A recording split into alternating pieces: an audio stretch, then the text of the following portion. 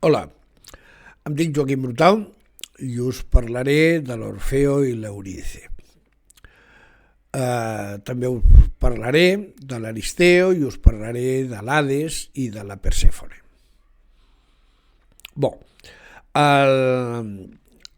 L'Orfeo, contra el que es pugui pensar, era un home que havia participat en moltes campanyes de guerra, O sigui, era un guerrer bastant fort, bastant experimentat.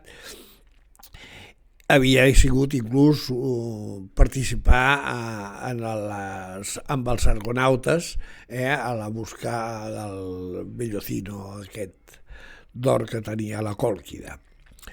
L'Orfeo s'havia casat amb l'Eurídice. L'Eurídice era una nimfa, no de les més maques, però és del que ell se n'havia enamorat, i amb la benedicció de Zeus. Un dia, l'Aristeo, que era, per un altre cantó, germà de l'Orfeo, perseguia l'Eurídice i l'Eurídice, corrent per la muntanya, la va mossegar una serp amb un peu i es va morir.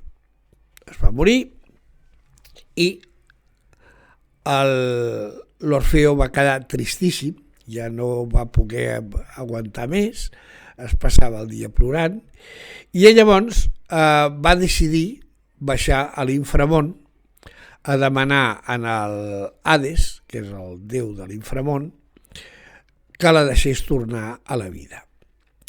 Va baixar,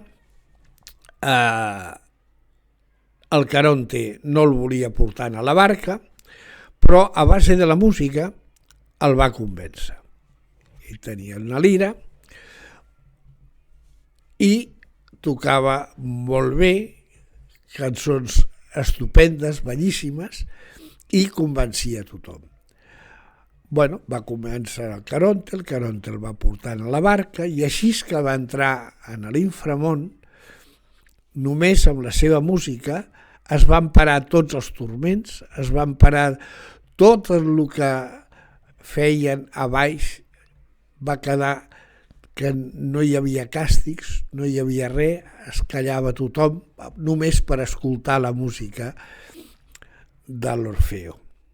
Sí, va arribar, l'Hades i la Persèfone li van dir que d'allà no podia sortir ningú, però ell va continuar tocant la música i els va convèncer a tots dos de deixar sortir a la seva amada Eurídice. La condició única que li van posar en l'Orfeo perquè s'emportés a l'Eurídice de l'inframón era que no podia mirar-la mentre estigués en l'inframón. Tenia que anar l'Orfeo davant, l'Eurídice l'anava seguint, però ell no es podia girar i mirar-la fins que no haguessin sortit del tot de les ombres, de les tenebres de l'inframón. Si una vegada haguessin sortit de les tenebres de l'inframón, doncs ja estava. Però mentrestant no es podia girar a mirar-la. I així està. Van començar a sortir i l'Orfeo anava davant tocant la lira, tocant la cançó, cantant, i l'Eurídice l'anava seguint a darrere, a un parell o tres de passes d'ell, anar-lo seguint. On estava més fosc, que no es veia res, doncs l'Eurídice, per el so de la música i dels cants de l'Orfeo, l'anava seguint i anaven sortint. Sí, arriben, surten per la porta Querúcia de l'inframón, surt l'Orfeo tocant la lira, després surt l'Eurídice, i quan ja ha sortit l'Orfeo i li toca el sol, es gira per veure l'Eurídice. Però resulta que l'Eurídice encara tenia un peu en les ombres, en la tenebra de l'inframón. Havia sortit tota ella menys un peu. Quan en el moment que es va girar a l'Orfeo a mirar-la, ella es va començar a esvair, l'Orfeo la va voler agafar, però ella s'esvaïa i es va escapar i se'n van tornar a l'inframón perquè encara no havia sortit del tot de les tenebres quan ell la va mirar.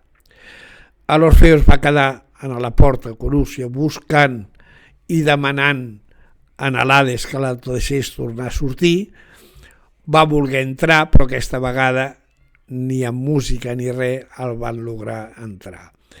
I va quedar-se vagant per aquest món, tocant la lira i plorant la pèrdua de la seva estimada.